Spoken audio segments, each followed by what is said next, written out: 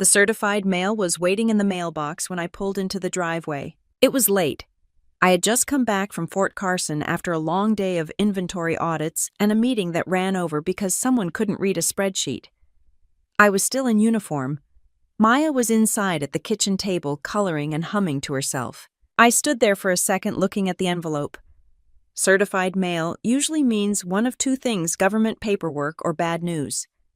Since I hadn't committed any crimes, and the IRS already knew where I lived, I had a feeling it wasn't a thank you note. I signed for it, shut the mailbox, and walked inside. Maya looked up. "Is that for us?" "It's for me," I said, keeping my voice steady. I opened it at the counter. It took maybe 10 seconds to read the first paragraph and understand what it was. Notice to quit. 30 days. I read it again, slower. The property owner was listed as Thomas and Linda Grant. My parents. The letter said my tenancy was being terminated. I had 30 days to vacate the premises. No accusations, no drama. Just clean, formal language. Maya slid off her chair and came closer. "Is something wrong?" I folded the paper once. "It's just paperwork." That wasn't a lie. It just wasn't the whole truth. I had been living in that house for 5 years. After my divorce, my parents told me I could move in. It was an investment property they'd bought years ago. At the time, it felt like support. Stability for Maya. A place close to base. Close to her school. Close to everything that kept life manageable while I rebuilt mine. There was no lease. No rent agreement. I paid utilities. I handled repairs. I replaced a section of the fence after a windstorm. I installed a new garbage disposal myself because I didn't feel like waiting for a plumber. We had an email. One line that mattered: "Stay as long as you need." I still had it saved. Maya was watching my face now, studying it the way kids do when they know something adult is happening. "Are we moving?" she asked. There it was. Straight to the point. I didn't answer right away. I walked to the sink, turned on the water, rinsed out a coffee mug that didn't need rinsing. "It says we have 30 days, I said finally. She blinked. "Why?" That was a harder question. I told her to go finish her coloring and give me a minute. She didn't argue. She went back to the table, but she was quieter. I stepped into the hallway and called my mother. She picked up on the second ring. "You got it," she said, not asking. "I got it." A pause. "It's not personal," she added. "We always said it was temporary." Temporary. That word again. "It's been 5 years," I said. "Yes, and you've done well. You're stable. You're a captain. You can handle this." There it was. The compliment that lands like a push. "What changed?" I asked. Another pause. "Not long, but long enough. Rebecca needs a place," she said. "She's ready to buy her first home." I leaned against the wall. "And that's this house." "It makes sense," my mother replied. "It's a good location. Close to her office. You've had your time there." My time. I let that sit between us. "She just lost a bidding war," my mother continued. "This would solve everything." "Solve everything. For them, maybe." "So you're suing me," I said. "We had to file formally," she answered. "That's just how it works." "That's just how it works." I hung up before I said something I couldn't take back. My phone buzzed almost immediately. "Rebecca, I hope you're not making this harder than it has to be," the text read. "It's just timing." Timing. I stared at the word for a while. Maya walked into the hallway holding her drawing. It was our house. The front door was purple in the picture, even though it was actually blue. There were 2 stick figures and a small dog we didn't own. "Is Aunt Rebecca taking my room?" she asked. I crouched down so we were eye level. "No one is taking anything tonight," I said. "We're still here." She nodded, but her shoulders stayed tight. After she went back to the table, I opened my laptop and searched Colorado eviction law. Tenancy at will. 30-day notice. If there's no lease, the owner can terminate the tenancy with proper notice. It wasn't complicated. They had followed procedure. I checked the calendar. 30 days from the date on the letter. That put us at the end of next month, right before the next school break. Convenient. I pulled up my old email and found the message from 5 years ago. My father had written it. Short and practical. "Move in. Stay as long as you need. We'll figure out the rest later. No end date, no conditions. Just trust." I printed it. Then I printed the notice to quit. I laid both pages on the kitchen table side by side. Maya walked over and looked at them like they were homework assignments. "Are those important?" she asked. "Yes," I said. "They are." She traced the edge of the paper with her finger. "Did they forget we live here?" she asked quietly. Kids have a way of asking the question adults avoid. I looked around the kitchen, the fridge with her art taped to it, the dent in the baseboard from when I dropped a toolbox, the scratch on the countertop that only I noticed. "We live here," I said. "That part hasn't changed." But something had. My phone buzzed again. Another message from Rebecca. "The realtor might stop by next week to take measurements. Just giving you a heads up." Measurements. I set the phone down slowly. 30 days. My parents had filed to evict me so my sister could have her first home. And for the first time since opening that envelope, I felt something sharper than shock. Not anger. Not yet. Just clarity. Part 2. The email that said, "Stay as long as you need," and the family favoritism. I ignored word count 988. I slid both pages into a manila folder and set it on the counter like it was evidence. The house was quiet except for Maya's crayons moving back and forth. I stood there looking at the email again. 5 years ago didn't feel that long. It felt like yesterday, and a lifetime at the same time. When I moved in, I didn't see it as charity. I saw it as temporary stability. I had just finalized the divorce. I was a first lieutenant back then, working long hours and trying to prove I could handle command responsibilities without my personal life bleeding into it. My parents had called and said the investment property was empty. "It doesn't make sense for you to pay rent somewhere else," my dad said at the time. "Move in. Stay as long as you need." I remember sitting in my car outside my old apartment reading that email on my phone. I didn't cry. I didn't celebrate. I just calculated. Close to base. Good school district. No lease to negotiate. No deposits. It felt practical. I paid for utilities from the first month. I covered internet, trash, water. I handled small repairs without asking.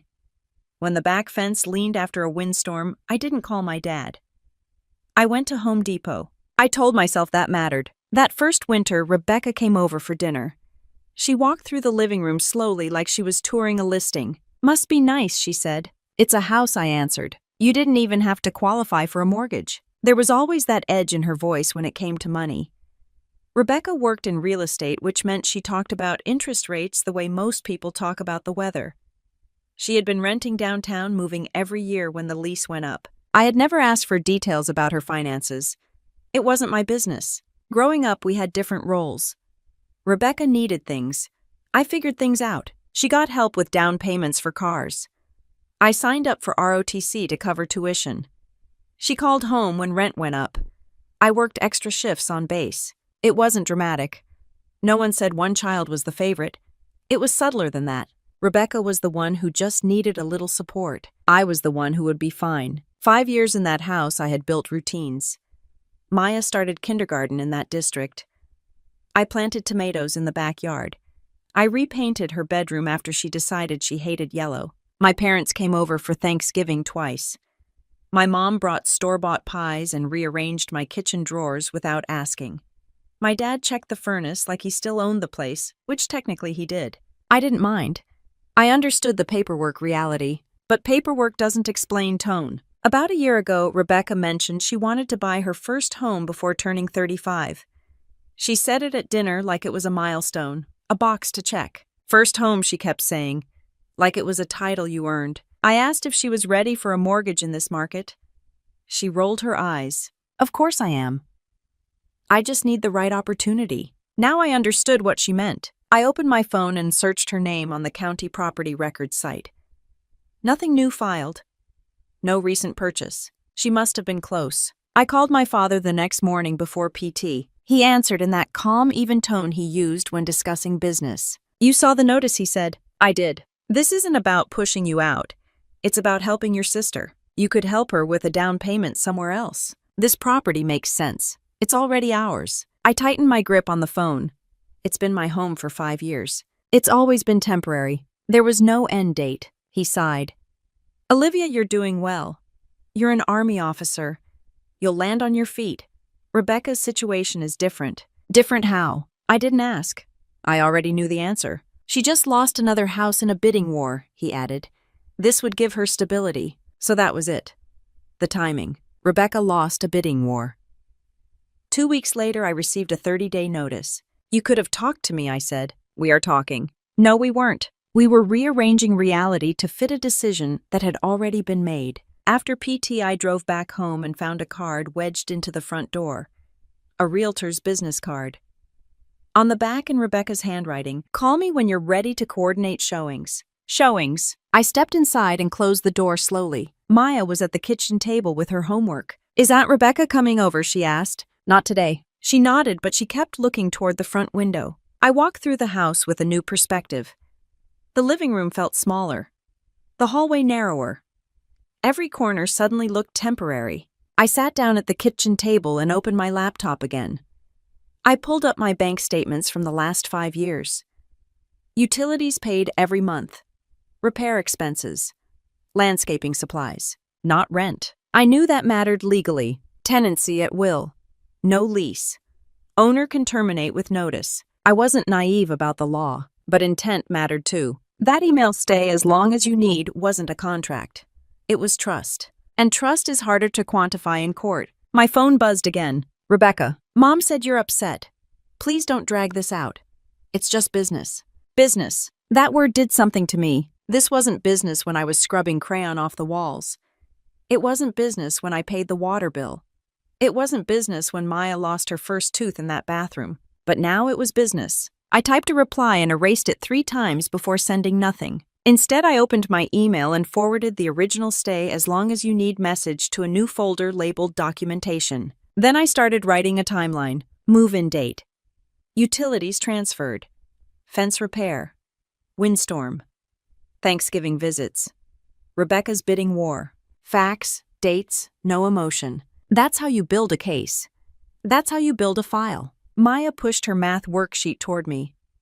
"Can you check this?" I looked at her numbers, corrected one subtraction error, and handed it back. "Are we still going to school here next year?" she asked without looking up. I didn't answer immediately. I could say yes and hope, or I could say I didn't know. I folded the manila folder closed and rested my hand on top of it. "We're not done here," I said. I picked up the realtor's card and flipped it over again like the handwriting might change. "Call me when you're ready to coordinate showings." Coordinate. That was generous. I checked the number. It belonged to a brokerage Rebecca had mentioned before. A firm that specialized in move-in-ready family homes. The kind of place with stock photos of smiling couples and golden retrievers. I set the card down and called Rebecca instead. She answered on the 4th ring. "Hey," she said, too light. "Are you planning to list this house?" "It's not listing," she replied quickly. "It's a transfer. Mom and Dad are just restructuring assets." "Restructuring assets." She sounded like she was pitching a client. "You're moving in," I said. "That's the plan." "When?" "As soon as it's available." "Available? You mean when Maya and I leave?" She exhaled. "Olivia, don't make this dramatic." I leaned against the counter. "You're asking me to leave my home so you can call it your first. It's not about you." That was honest, at least. She kept talking, words spilling faster now. "You know how competitive this market is. I lost 2 houses in the last 3 months. Over-asking offers. Cash buyers. It's insane. This solves everything. It's a fair value transfer from Mom and Dad to me. It's not like they're throwing me a freebie. They're evicting me. They're ending a temporary arrangement." The phrasing matters to her. To all of them. "This is business," she said again. "You're stable. You have savings. You have a career. I'm trying to build something." I let that settle. "You build something by buying it," I said. "Not by taking it." She went quiet for a second. "That's not what's happening." From where I was standing, it felt exactly like that. After we hung up, I opened my laptop and searched recent property transfers in the area. The county site was public. I found a pending pre-approval letter under Rebecca's name from a few months ago. Not enough for the current market, apparently. I wasn't angry, not yet. I was assessing. I drove to base the next morning and couldn't focus during the logistics briefing. Numbers on the screen blurred into each other. My mind kept returning to timelines. 2 failed bidding wars. 2 weeks later, a certified letter to me. Timing wasn't random. At lunch, I sat alone in my office and called my mother again. "Rebecca told me the house will be transferred to her," I said. "That's the idea," she replied. "You could have talked to me first. We knew you'd resist." There it was. The assumption. "We didn't want this to get emotional," she added. I almost laughed. "You're evicting your daughter. We're reallocating property." Words were doing a lot of work in this family. "Why this house?" I asked. "Why not help her somewhere else?" It's close to her office, my mom said. It's already paid off. It keeps things simple. Simple for who? She needs a stable base, my mother continued. You understand that. You're in the army. That comparison hit differently. I've deployed twice, I said evenly. Stability for me wasn't a house handed over. It was orders and discipline. You chose that path. So did Rebecca. Just not in uniform. I ended the call before it turned into something neither of us could walk back. That afternoon, my phone buzzed with a calendar invite. From Rebecca. Subject line property walkthrough. Proposed time Saturday at 10 a.m. I stared at it for a full minute before declining. A minute later, she texted. The realtor just needs measurements and photos. It won't take long. Measurements and photos. I looked around my office. Metal desk. Regulation bulletin board. A framed certificate from my last deployment. None of it was sentimental. All of it was earned. The house wasn't earned the same way, but it had been lived in. That evening, Rebecca showed up in person. I heard her car before I saw it. Maya was in the living room working on a school project about Colorado history. Rebecca knocked once and let herself in. We should set expectations, she said, stepping into the hallway like she already belonged there. This isn't a showing, I replied. It's not personal. I was starting to dislike that phrase. She walked through the living room, eyes scanning walls, floors, windows. You kept it in good shape, she said. That'll help. I followed her into the kitchen. It's not a listing, I reminded her. She turned to face me. For a second, the real estate tone dropped. You don't understand how hard this has been, she said. Every house I bid on, someone comes in with cash. Over asking. No contingencies. I'm stuck renting. I'm stuck explaining to clients why I don't even own. So this fixes your image. It gives me a start. At my expense. She crossed her arms. You'll be fine. There it was again. You'll be fine. Maya walked into the kitchen quietly holding a poster board. Aunt Rebecca, she said, polite but guarded. Rebecca smiled, softening instantly. Hey, kiddo. Are you moving here? Maya asked. Rebecca hesitated. Maybe. Maya looked at me instead. I held her gaze. No decisions are final, I said carefully. Rebecca picked up her bag. We're not trying to hurt you, she said at the door. I didn't respond. After she left, Maya sat at the kitchen table and drew a small X over the purple front door in her picture from yesterday. Why'd you do that? I asked. She shrugged. If it's not ours? I pulled the manila folder closer and added a new entry to the timeline. Date realtor contact initiated before vacancy. I wasn't building a case out of anger. I was building it because timing rarely lies. And something about the way they were moving quietly, confidently told me this had been planned long before that certified envelope hit my mailbox. I parked outside the legal assistance office before morning formation and sat in my car for a minute with the engine off. I had handled supply chain breakdowns overseas. I had coordinated convoy schedules across 3 time zones. I had briefed colonels without blinking. But walking into legal to explain that my own parents had filed to evict me felt different. Not because it was dramatic, because it was embarrassing. I adjusted my uniform, grabbed the manila folder, and went inside. The waiting room was quiet. A couple of junior enlisted soldiers sat flipping through paperwork, probably dealing with leases or car loans. I signed in and took a seat. When my name was called, I stepped into a small office where a civilian attorney in her 40s greeted me with a firm handshake. What can I help you with, Captain? She asked. My parents filed a notice to quit on the house I've been living in, I said plainly. No lease. 5 years. 30-day notice. She nodded once. Colorado. Yes. Tenancy at will, she said automatically. Do you pay rent? No. Utilities only. She leaned back in her chair. If there's no written lease and no rent agreement, they're within their rights to terminate with proper notice. I figured. Are they alleging non-payment or breach? No. She looked at me more closely now. What's the real issue? They want to transfer the property to my sister as her first home. The attorney didn't react emotionally. She didn't need to. Is there anything in writing about duration? She asked. I slid the printed email across her desk. She read it slowly. Stay as long as you need. That's it. She tapped the paper with her pen. This isn't a lease, but if you relied on this statement to your detriment, there could be an argument. It's not guaranteed. I'm not looking for guaranteed, I said. I'm looking for clarity. She gave a small half smile. That's realistic. We talked through the timeline. Move in after divorce. Utilities paid. Repairs handled. 5 years of occupancy. Any chance this turns hostile, she asked. It already is, she nodded.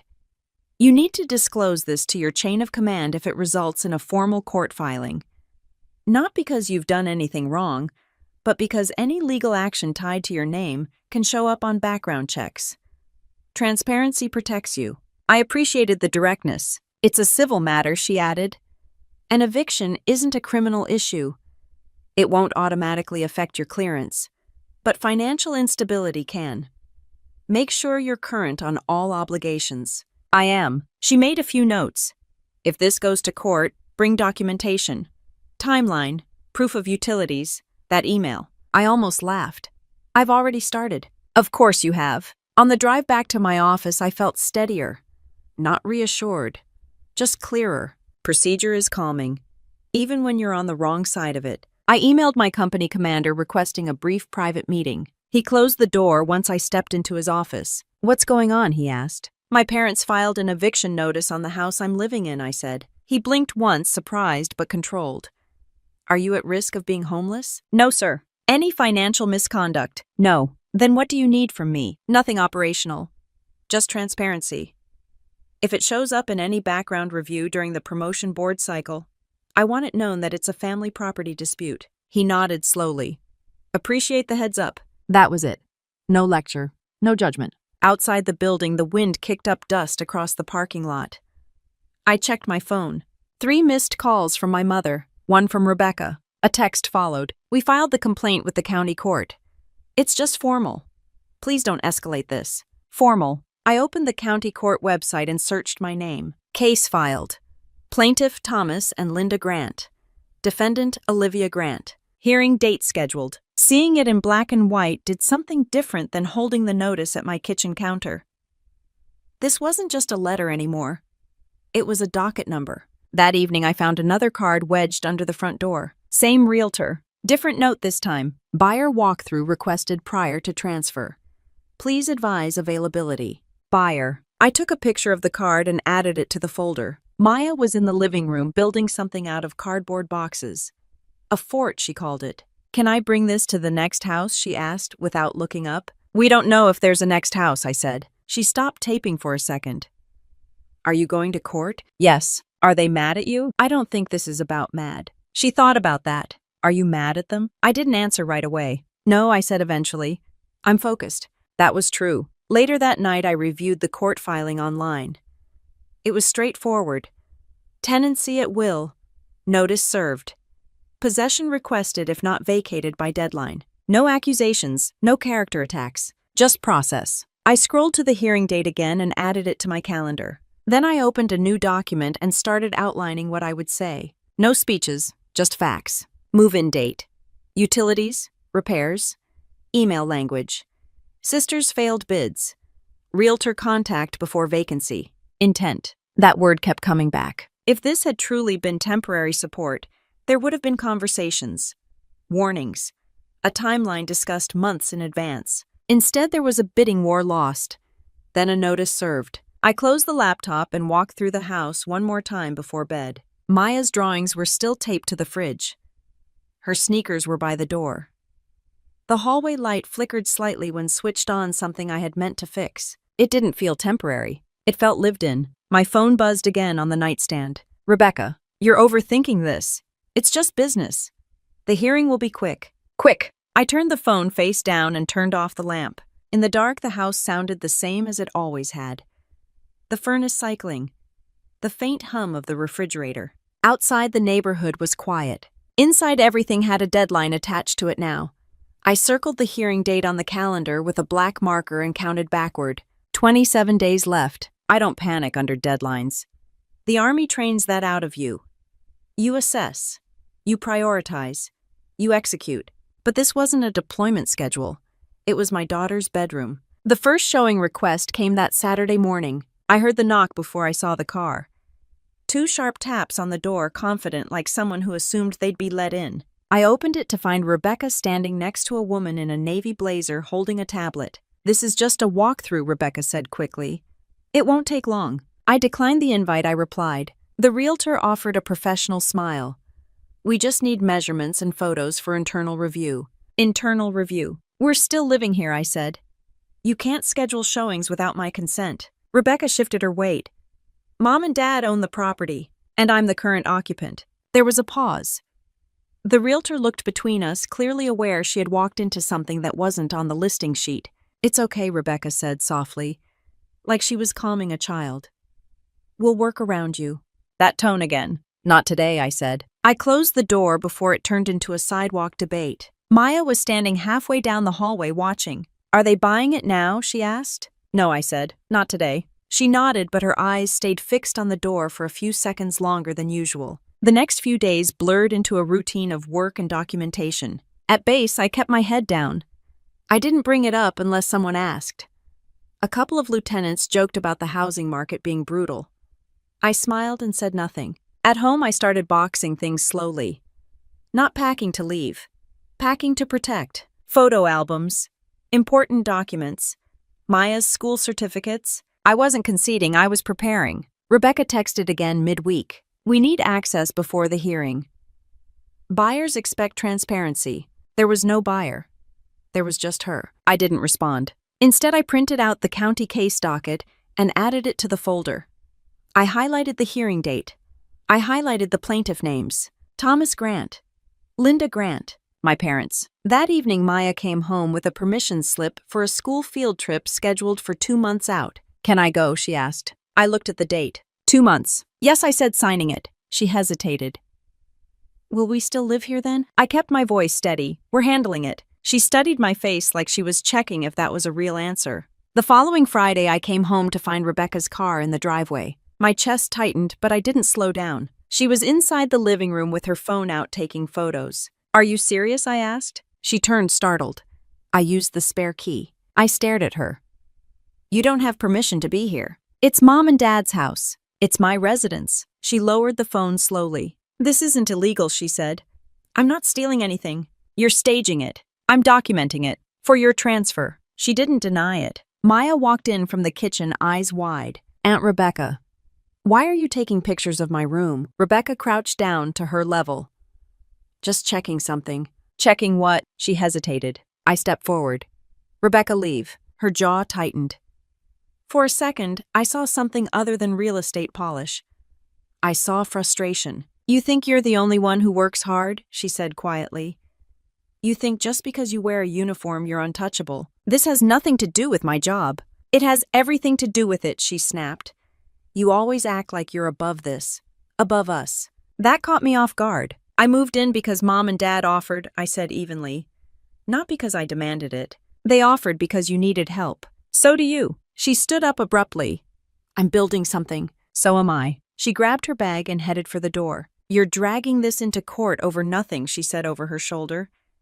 The judge is going to see this for what it is. And what is that? A simple property decision. The door closed behind her. Maya stood very still in the hallway. Why is she mad? She asked. She's stressed, I said. About what? I didn't answer that. Instead, I walked back into the living room and checked what she had photographed.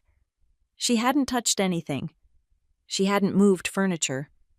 But the feeling lingered. Someone else had started treating this house like it was already theirs. That night, I updated the timeline again. Date unauthorized entry using spare key. I wrote it without emotion. At base the next day, my commander pulled me aside. Heard you've got a court date coming up, he said casually. Yes, sir. Everything squared away. Yes, sir. He nodded once. Handle it? I appreciated that. No extra commentary, no pity. On the drive home, I passed 3 for sale signs within 2 blocks. Open house banners flapping in the wind. The market was aggressive. Rebecca wasn't wrong about that. But markets don't justify tactics. When I pulled into the driveway, the house looked the same as always.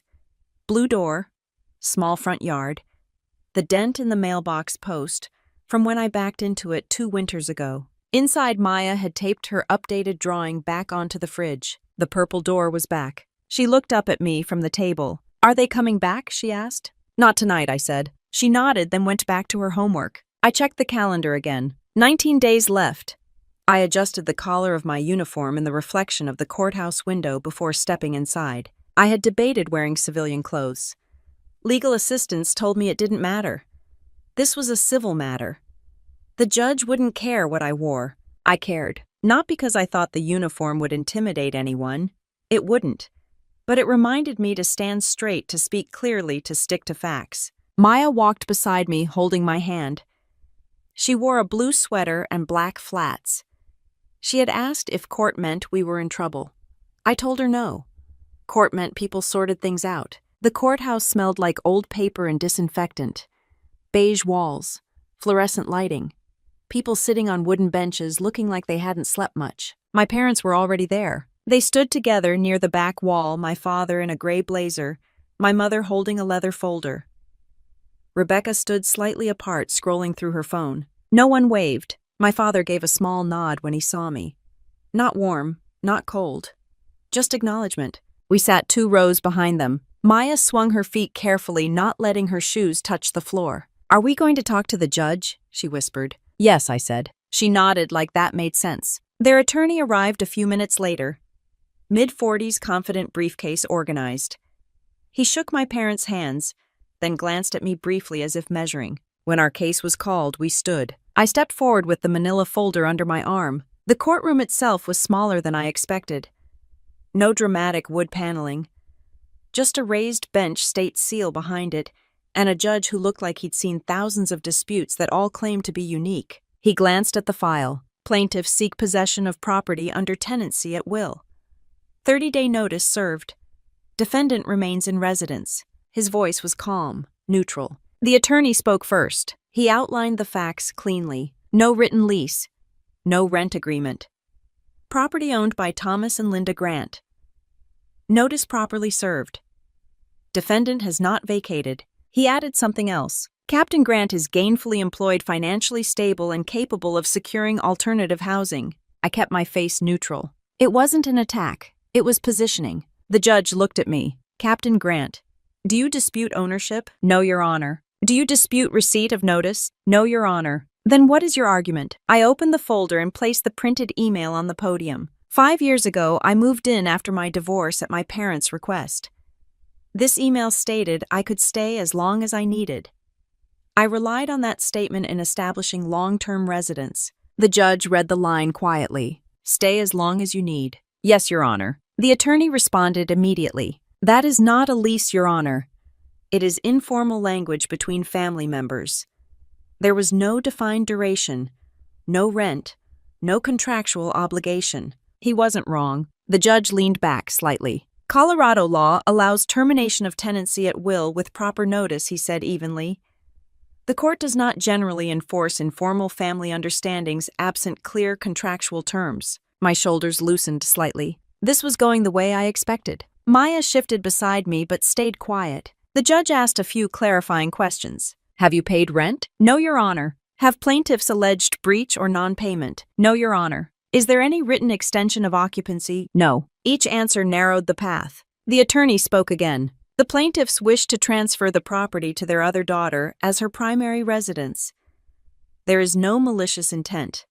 Simply a family property decision." Malicious intent. That word lingered. The judge nodded once. "Eviction proceedings are not punitive. They determine possession." Possession. The room felt smaller. My father avoided eye contact. Rebecca watched the exchange with her arms crossed. The judge looked down at his notes. "Unless there is evidence of misrepresentation or statutory violation, the court is inclined to grant possession based on proper notice." Inclined. I heard Maya inhale softly beside me. The judge continued. "Captain Grant, I understand this is difficult, but the court is bound by statute."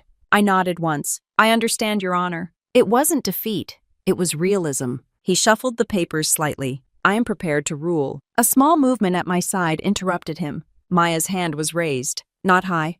Just enough to be seen. The judge paused mid-sentence and looked over his glasses. "Yes." Maya swallowed. "Can I ask something?" The courtroom went still. I felt heat rise in my chest. The attorney glanced at my parents. My mother's posture stiffened. The judge studied her for a moment. "Who are you?" he asked gently. "My name is Maya Grant," she said. "I'm 7. He looked at me. I gave a small nod. I hadn't coached her. I didn't know what she was about to say. The judge leaned forward slightly. "What would you like to ask?" Maya held her tablet tightly against her chest. "Can I show you something?" she said. The attorney shifted in place. "Your Honor," he began. The judge raised a hand, silencing him without looking. "What is it?" he asked her. She looked at me briefly. "Something Mom doesn't know I recorded." My stomach dropped. I hadn't known she recorded anything. The judge hesitated just long enough for the air in the room to feel thinner. Then he nodded once. "Show me." Part 7. The judge explained tenancy law, and I thought I was about to lose word count 1028. My fingers tightened around the edge of the podium as Maya stepped forward. She walked slowly like she was carrying something fragile. The tablet was gripped in both hands. I could hear my own pulse in my ears. I had not prepared for this. The judge motioned for her to approach the rail separating us from the bench. The bailiff shifted slightly but didn't intervene. "What is it you want to show me?" the judge asked. Maya looked up at him, then down at the screen. "It's just something I recorded," she said, when they were talking. The attorney cleared his throat. "Your Honor, we object to." "On what basis?" the judge asked calmly. "There has been no foundation laid. We don't know what this is." The judge glanced at me. "Captain Grant, were you aware of this recording?" "No, Your Honor." That was the truth. He looked back at Maya. "Were you present when this was recorded?" She nodded. "I was at the table, drawing." "Was anyone else there?" "Grandma. Grandpa. Aunt Rebecca." The judge sat back slightly. "Colorado is a one-party consent state. I knew that from my late-night reading earlier in the week. If Maya was present during the conversation, the recording wasn't automatically illegal." The judge seemed to be thinking along the same lines. He looked at the attorney. "We'll allow it for limited review. I'll determine relevance." The room was silent. Maya tapped the screen. For a second, nothing happened. Then voices filled the courtroom. My mother's voice came first, clear, casual. "Let her think it's open-ended." My stomach tightened. There was a rustle in the courtroom. The judge leaned forward slightly. My father's voice followed, lower, measured. "We just need her there until Rebecca's financing closes." Rebecca's face went pale. The recording wasn't dramatic. No shouting, no insults, just logistics. My mother again. "Once it's official, she won't have a choice." A pause. Then my father. "Courts care about intent. As long as we follow the notice rules, we're covered." The word "covered" echoed harder than anything else. Maya stopped the recording and looked up at the judge. "That's it," she said quietly. "No performance, no speech, just facts." The courtroom stayed still for a long moment. The attorney stepped forward quickly. "Your Honor, context is critical. We don't know the full scope of this conversation. This could be taken out of The judge raised his hand again. "I heard what I heard." He turned to my parents. "Did you have discussions regarding the timing of this notice in relation to your other daughter's financing?" My father adjusted his jacket. "We discussed family planning, yes." "Did you represent to the defendant that she could remain indefinitely?" It was informal language, he replied carefully. "We never intended permanence." The judge tapped the bench lightly with his pen. "Intent matters," he said evenly. The same word my father had used. The attorney shifted strategy. "Your Honor, even if timing was discussed, the plaintiffs retain the legal right to terminate tenancy at will." "That may be," the judge said. "But misrepresentation and reliance are separate considerations." He looked down at the file again. "Captain Grant," he said, "did you make long-term life decisions based on the understanding you could remain in this residence?" "Yes, Your Honor." "Such as school enrollment, stability for my daughter, repair investments." "I did not pursue alternative housing based on the expectation of continued occupancy." The judge nodded once. The attorney interjected. "There was no contract guaranteeing duration." "No," the judge replied calmly. "But there may have been an understanding relied upon." The temperature in the room felt different now. Not warmer, just heavier. Rebecca stared at the floor. My mother's hands were clasped tightly together. The judge looked at Maya again. "How old are you?" 7. He gave a small nod. "Thank you for bringing that forward." She walked back toward me, expression serious. I placed my hand lightly on her shoulder. The judge leaned back in his chair. "This court does not operate on emotion," he said evenly. "It operates on statute.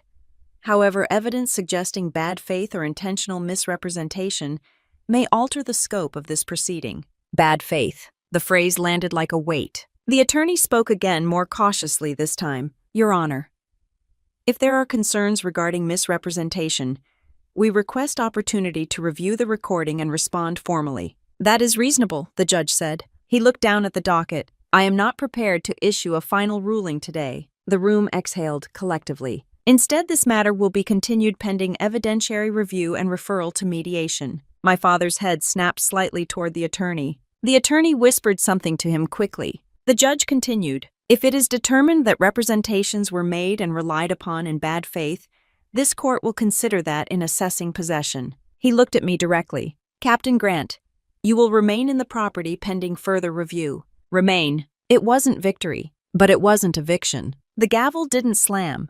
He simply moved to the next case. Just like that. The courtroom noise resumed in low murmurs. My parents stood slowly. Rebecca avoided my eyes. Maya looked up at me. "Did I do something wrong?" she asked quietly. "No," I said. "You told the truth." She nodded once like that was enough. The attorney approached my parents with quick, urgent movements. I gathered the folder calmly. No celebration. No relief big enough to show on my face. Just adjustment. Outside the courthouse, the air felt sharper. My mother walked past me without speaking. Rebecca slowed near the steps. "You didn't have to do that," she said under her breath. I didn't respond. I took Maya's hand and walked to the car. The hearing wasn't over. But it wasn't simple anymore either. Part 8. The recording that changed the eviction case against my parents. Word count, 1,026. The mediation notice arrived 3 days later. I opened the envelope at the kitchen counter while Maya worked on spelling words. The hearing had been continued pending evidentiary review, and now both parties were ordered to attend mediation before returning to court. Not a victory, not a dismissal. A shift. I read the document carefully. Date scheduled for the following week. Neutral mediator assigned. Both sides required to bring documentation. I added it to the folder. My phone rang that afternoon. My father. I let it go to voicemail. A text followed instead. "We need to talk like adults." That part almost made me laugh. I had been the only adult in the room for most of this. Mediation took place in a small office building downtown. No courtroom. No elevated bench. Just a rectangular table and a woman in her 50s with reading glasses and a legal pad. Rebecca sat next to my parents. Their attorney sat slightly angled, already organized. I took a seat opposite them, folder in front of me. The mediator introduced herself, explained the process, and made it clear this was confidential. No grand speeches, no theatrics. "Let's start with goals," she said. "What do you want?" My father spoke first. "We want possession of the property." The mediator looked at me. "I want stability for my daughter," I said. Rebecca shifted. "I just want to move forward with my life." No one mentioned fairness. The mediator nodded slowly. "Let's address the recording." The attorney jumped in. "We believe the recording lacks context.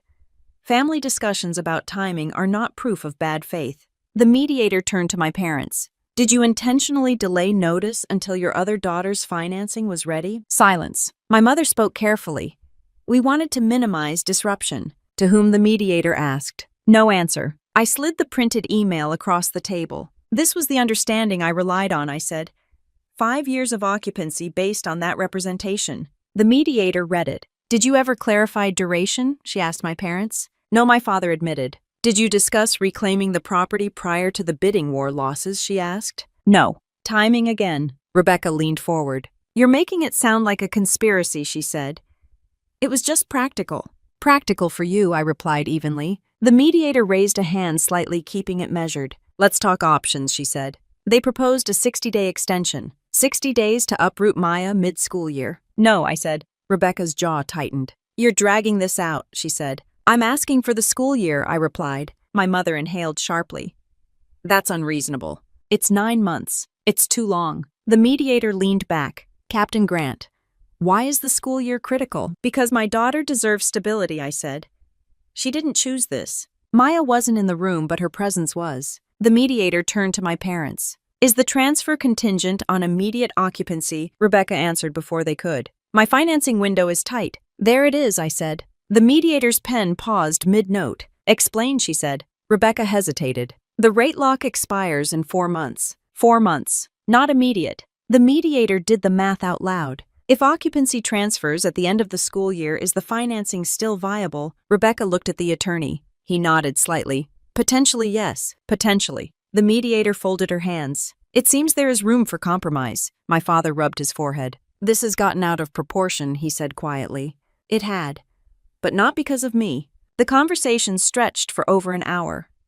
Numbers, dates, mortgage terms, Emotional landmines disguised as practical concerns. Finally, the mediator leaned forward. "Here's a structured proposal," she said. "Defendant remains in the property through the end of the current academic year. Plaintiffs retain ownership and schedule transfer effective 30 days after that date. No further interference or access prior to agreed transition." My mother looked at Rebecca. Rebecca looked at the attorney. He whispered something to her. My father stared at the table. "This avoids extended litigation," the mediator added.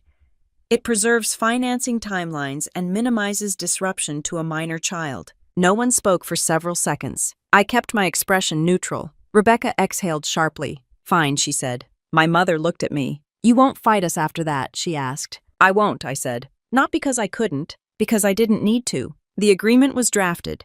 Signed, filed. No apologies, no hugs, just signatures. Outside the building, Rebecca stopped beside her car. "You embarrassed us," she said quietly. "No," I replied. "You embarrassed yourselves." She shook her head and drove off. My parents didn't linger. I walked to my car and sat for a moment before starting the engine. Not relief, not triumph, just recalibration. When I got home, Maya was at the kitchen table again. "Are we moving?" she asked. "At the end of the school year," I said. She nodded slowly. "So I can finish second grade here?" "Yes." She seemed to weigh that carefully. "Okay," she said. No celebration. No dramatic reaction. Just acceptance. That evening I emailed my commander to confirm the mediation outcome. Transparency matters. A few months later, promotion board results were released. I was selected for major. The email arrived on a Tuesday morning between routine logistics updates. No fanfare, no confetti. I read it twice to make sure. The eviction case had not defined me. The mediation agreement held. Rebecca secured her financing. My parents stopped calling as often. When they did, the tone had shifted. Less certain, more measured. The house still looked the same from the outside. Blue door, small yard, familiar driveway. Maya taped her latest drawing to the fridge. The purple door remained. At a red light one afternoon, she stared out the window and said quietly, "I don't like when they talk about us like it's not our home." I kept my eyes on the road. "I don't either," I said. The light turned green. I pressed the gas. Part 9. Mediation. My sister's first home in the boundary, I said after it all, word count 1014. I changed the locks the week after mediation. Not out of spite, out of clarity. The agreement said no further access prior to the agreed transition date. That meant no spare keys floating around. No surprise walkthroughs. No quick measurements. I hired a locksmith and paid cash. When Maya came home from school and saw the small metal shavings on the porch, she asked what happened. "Just updating security," I said. She nodded like that made sense. Life didn't stop after mediation. It just recalibrated. Rebecca stopped sending realtor texts. The brokerage business card disappeared from the door. There were no more surprise visits. But the distance remained. My parents called once a week at first, then every other week. Conversations stayed on neutral topics. Weather, school, my work schedule. No one mentioned the recording. No one mentioned court. They didn't have to. The agreement was filed with the court. The continued hearing was closed upon confirmation of settlement. No eviction judgment entered. No formal possession order issued. On paper it looked procedural. In reality it had shifted something deeper. At base promotion results were officially posted. My name was on the list. Major, 12 years in uniform, 2 deployments, a logistics battalion that ran smoothly under pressure. The promotion had nothing to do with my parents. It wasn't revenge. It wasn't symbolic. But when I saw it, I felt something settle inside me. Not validation. Alignment. I emailed my commander a simple thank you. He replied with well-deserved. That was enough. Rebecca's financing closed in early spring. I found out through my mother, who mentioned it casually over the phone. She locked in a good rate, my mom said. That's good, I replied. She's excited. I'm sure she is. There was a pause. You didn't have to bring that recording into court, my mother said quietly. I didn't react immediately. I didn't bring it, I said.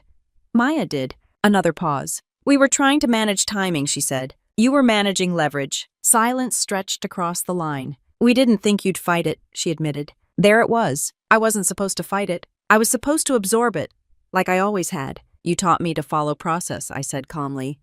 That's all I did. She didn't argue with that. As the end of the school year approached, I began packing more deliberately. Not defensive packing, transitional packing. Maya labeled her boxes in big block letters: books, art, important stuff. She left the drawing with the purple door taped to the fridge until the last week. The house felt different once we started moving furniture. Not emptier, more honest. On the final walkthrough day, Rebecca arrived alone. No realtor, no attorney. She stood in the living room and looked around quietly. "You kept it in good shape," she said. "I live here," I replied. She nodded. "I didn't expect it to go that far," she said after a moment. "Neither did I." She shifted her weight. "I didn't think you'd see it as personal." I almost smiled. It was. She didn't argue. We walked through this house together once. No measuring, no photographing, just acknowledgement. At the door, she hesitated. "I hope you know I wasn't trying to hurt Maya." "I know," I said. "But you did." She looked down at the porch. "I just wanted my first home," she said. "And now you have it." That was the truth. Maya hugged her briefly before we left. Kids don't carry grudges the way adults do. We loaded the last box into the car. I took one final look at the blue door. It was just a door. What mattered was who walked through it. We moved into a smaller rental closer to base. Not as big, not as quiet, but ours. Signed lease. Clear terms. Defined duration. No ambiguity. A week later, I received an invitation to Rebecca's small housewarming gathering. I declined. Not dramatically. Just a polite no. My mother called after. "You could have come," she said. "I could have," I agreed. But I'm choosing something different." She didn't press. At work, my new rank insignia felt heavier on my collar for the first few days. Not physically, mentally. I had navigated a family lawsuit without losing my footing. I had stayed within the law. I had protected my daughter's stability for as long as possible, and I had drawn a line. One evening, as I was helping Maya unpack in her new room, she held up the purple door drawing again. "Should I change it?" she asked. "Change what?" "The door color." I looked at the paper. "No," I said. "You can keep it how you like." She taped it to the new wall. The purple door stayed. Later that night, my phone buzzed with a message from Rebecca. "Closing went through. It's official." I stared at the screen for a moment before replying. "Congratulations." That was it. No sarcasm. No bitterness. Just acknowledgement. I set the phone down and turned off the lamp. The new house made different sounds at night. Different pipes. Different airflow. Maya slept through it. So did I. Part 10. What changed after my parents tried to evict me? Word count 1027. I stood in the driveway of the rental and watched Maya ride her bike in slow circles. The neighborhood wasn't as polished as the old one. Smaller yards, closer houses. But the lease was clear. 12 months. Signed by me. No footnotes about as long as you need. The first week felt strange. Different kitchen layout. Different light through the windows. But the routine stayed the same. School drop-off. PT briefings. Homework at the table. Stability doesn't come from square footage. It comes from predictability. Rebecca's housewarming photos showed up on social media before I muted the app. Blue door repainted white. Living room staged with a home sweet home sign over the couch. First home achieved. My mother called 2 days later. "She's settling in," she said. "I'm glad," I replied. "You could come by sometime." "I don't think that's a good idea right now." Another pause. "We never meant to make you feel disposable," she said quietly. That word hung heavier than eviction. "I wasn't disposable," I said. "I just wasn't prioritized." She didn't argue. We talked about Maya's school schedule instead. The calls became shorter after that. At base, my promotion to major came with new responsibilities. More oversight. More people relying on my decisions. One afternoon, a young lieutenant knocked on my office door. "Ma'am, do you have a minute?" he asked. "Come in." He closed the door behind him. "I'm dealing with a landlord dispute," he said. "Lease confusion. I don't want it affecting my record." I listened, asked a few questions, and directed him to legal assistance. "Keep documentation. Follow process. Don't escalate emotionally." It felt familiar. The house on Maple Street transferred fully to Rebecca's name by early summer. I knew because the county site updated the deed record. Old habits. I didn't drive by. There was no reason to. Maya adjusted to the rental quickly. She made a new friend down the street. She found the best hiding spot in the backyard for her cardboard fort. One evening while I was cooking, she leaned against the counter and asked, "Are Grandma and Grandpa still mad?" "I don't think so," I said. "Then why don't we see them?" "Because sometimes people need space." She considered that. "Did I make them mad?" "No," I said firmly. "You told the truth." She nodded slowly like she was filing that away. The first time my parents visited the rental, they knocked. They waited. That alone was new. My mother brought a casserole. My father looked around quietly. "It's smaller," he said. "It's ours," I replied. He nodded once. No one mentioned the house on Maple Street. We sat at the kitchen table and talked about neutral things. Work, school, weather. When they left, my mother hugged Maya longer than usual. In the months that followed, boundaries stayed in place. No spare keys exchanged. No financial entanglements. No informal agreements. If something needed to be said, it was said clearly. Rebecca and I saw each other at a family barbecue late that summer. Her new house came up in conversation with other relatives. "It's beautiful," someone said. She smiled. "Thank you." She met my eyes briefly across the yard. No tension, no warmth, just recognition. Later, while kids played near the fence, she approached me. "You handled that differently than I expected," she said. "How did you expect me to handle it?" She shrugged, louder. I almost smiled. "That's not my style." She nodded slowly. "I didn't think about how it looked," she admitted. "From your side." "You didn't need to," I said. "The court did." That was enough. We didn't become close. We didn't repair anything dramatic.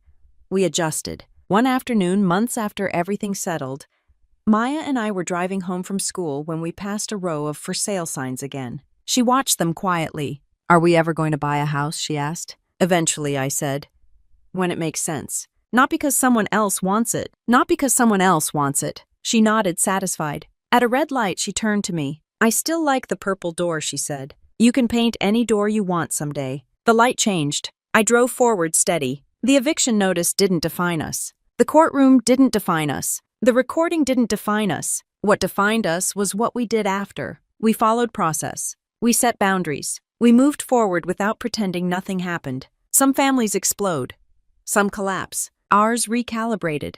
Not perfect, not close, but clearer. When I tucked Maya into bed that night, she asked, "Are we safe here?" "Yes," I said. That answer didn't require explanation. Downstairs, I reviewed next week's training schedule and set my alarm for 0500. The house creaked differently than the old one. Different pipes. Different rhythm. Still steady. And for the first time in months, there was no deadline attached to the walls, closing reflection. I used to think strength meant not needing anyone. Then I learned it actually means knowing when to draw a line. My parents tried to evict me so my sister could have her first home. On paper, it was a property decision. In reality, it was a test of boundaries. The courtroom didn't give me revenge. It gave me clarity. My 7-year-old didn't win the case for me. She reminded everyone that intent matters, that words matter, that temporary doesn't erase 5 years of living somewhere. Family drama doesn't always end with apologies. Sometimes it ends with structure, with paperwork, with a signed lease that leaves no room for interpretation. And sometimes the strongest move in a family revenge story isn't tearing something down. It's building your own stability instead. If stories like this speak to you, real family drama, real courtroom battles, real military discipline under pressure, make sure you subscribe. This channel is built around family revenge stories that stay grounded in reality. No fantasy, no exaggerated drama, just real decisions, real consequences, and the quiet kind of strength most people don't see coming.